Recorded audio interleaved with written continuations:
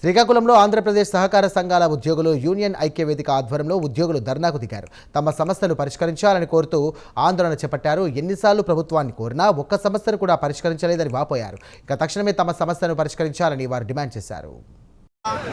ప్రాథమిక వ్యవసాయ పరపతి సహకార సంఘాల్లో పనిచేస్తున్న ఉద్యోగుల తాలూకా పిఆర్సీ 2019-24 సంబంధించి పిఆర్సీ అమలు చేయాలని చెప్పి, అలాగే 2019 తర్వాత జాయిన్ ఉద్యోగులందరినీ కూడా పర్మనెంట్ చేయాలని చెప్పి, అలాగే రిటైర్మెంట్ 62 సంవత్సరాలకు వయో పరిమితి పెంచాలని, వీటితో పాటు గ్రాట్యుటీ, పెన్షన్ తదితర సమస్యల పరిష్కారం కోసం గత 6 సంవత్సరాలుగా పోరాడుతున్నా సరే ప్రభుత్వం స్పందించినందుకు నిరసనగా ఈరోజు రాష్ట్ర వ్యాప్తంగా డీసీబీ ఉద్యోగులతో అందరితో కూడా డీసీబీ బ్యాంకుల దగ్గర ఈరోజు ధర్నా కార్యక్రమం చేపట్టడం జరిగింది.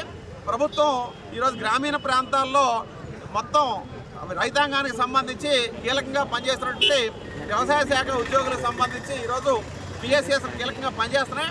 కానీ ఉద్యోగుల సమస్యలు ప్రభుత్వం పట్టించుకోవట్లేదు. అందుకని ఈరోజు ఉద్యోగులందరూ కూడా విధులు బహిష్కరించి ఈరోజు రోడ్డు ఎక్కాల్సిన పరిస్థితి వచ్చింది. ఇప్పటికైనా సరే కూటమి ప్రభుత్వం ఎన్నికల ముందు ఇచ్చిన వాగ్దానం మేరకు ఉద్యోగుల తాలూకా సమస్యలు పరిష్కారం చేయాలా, 2019-2024 సంబంధించి పిఆర్సీలు వెంటనే అమలు చేసి వీళ్ళ తాలూకా సమస్యలు పరిష్కారం చేయాలి. పిఎస్సిఎస్ ఉద్యోగులు చేస్తున్న పోరాటానికి సిఐటి అండగా ఉంటుంది. ప్రభుత్వం కానీ స్పందించకపోతే జనవరి 5వ తేదీ నుండి చేస్తున్న సమ్మెకు కూడా సిఐటి ప్రత్యక్షంగా భాగస్వామి అయ్యి పిఎస్సిఎస్ ఉద్యోగులు చేస్తున్న పోరాటానికి ఇతర ఉద్యోగ కార్మిక సంఘాలను కూడా అండగా నిలబెడతామని చెప్పి ప్రభుత్వాన్ని హెచ్చరిస్తున్నాం. పి తేజేశ్వరరావు, సిఐటి జిల్లా ప్రధాన కార్యదర్శి.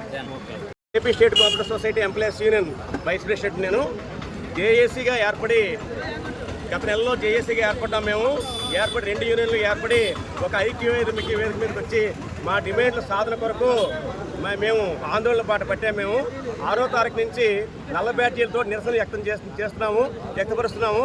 అలాగే మొన్న 16వ తారీఖున డీసీఓ కార్యాలయం దగ్గర కూడా మేము ధర్నా కార్యక్రమం చేసాం సార్. ఇప్పుడు 22వ తారీఖుని ఐక్యవేదిక పిలుపు మేరకు జిల్లా సహకార కేంద్ర బ్యాంకుల వద్ద ఉమ్మడి 13 జిల్లాల్లో కూడా చేయమని మాకు ఐక్యవేదిక రాష్ట్ర ఐక్యవేదిక రాష్ట్ర కమిటీ నిర్ణయించిన మేరకు ఈరోజు ఇక్కడ కార్యక్రమం చేస్తున్నాం. మేము ఇప్పుడు కూడా ప్రభుత్వం దిగి రాకపోతే మేము 29న చెలో విజయవాడ కార్యక్రమం కూడా పెట్టామండి. అది కూడా మాకు చెలో విజయవాడకి కూడా స్పందించకపోతే 5వ తారీఖు నుంచి నిరవధిక సమ్మెకు దిగి నిరాహార దీక్ష సైతం మేము వెళ్ళటకు మేము సిద్ధంగా ఉన్నాము. మా కోరికలు న్యాయమైనవండి. 36 జీవో 2019లో ఈ ప్రభుత్వమే ఇచ్చింది. మాకు గత 6 సంవత్సరాలుగా నీరుగార్చేసింది. 36 జీవో రాష్ట్రమంతా పూర్తిగా అమలుపరచలేదు. అలాగే 2019-2024 2 పిఆర్సీలు ఇవ్వాలి ప్రభుత్వం, అది కూడా ఇప్పటికి కూడా ఇవ్వలేదు. 62 సంవత్సరాల వయో పరిమితి అందరికీ ఇచ్చారు కానీ మా సహకార సంఘ ఉద్యోగులకు ఇవ్వలేదు. అలాగే 2019 తర్వాత జాయిన్ అయిన ఉద్యోగులు రాష్ట్రంలో సుమారు 7,000 మంది ఉన్నారు. మన జిల్లాలో 100 మంది ఉన్నారు. వాళ్ళందరికీ కూడా చాలా కష్టపడుతున్నారు. అందరితో సమానంగా చేసి కంప్యూటరీకరణ పూర్తి చేశారు వాళ్ళు. కాబట్టి వాళ్ళని కూడా పెర్మనెంట్ చేసి మా 36 జీవో ఇప్పించవలసిందిగా కోరుతున్నామండి. అలాగే గ్రాడ్యుటీ సీలింగ్ ఉంది. మాకు 2 లక్షల రూపాయలు మాత్రమే ఇస్తున్నారు రిటైర్మెంట్ అయితే. అది సీలింగ్ ఎత్తివేసి గ్రాడ్యుటీ యాక్ట్ ప్రకారం ఇవ్వమని కోరుతున్నాము. మా కోరికలు న్యాయమైనవండి. కాబట్టి ప్రభుత్వాన్ని డిమాండ్ చేస్తున్నాము. మేము ప్రభుత్వాన్ని మీ తరఫున ఎలక్ట్రానిక్ మీడియా, ప్రింట్ మీడియా తరఫున డిమాండ్ చేస్తున్నాము.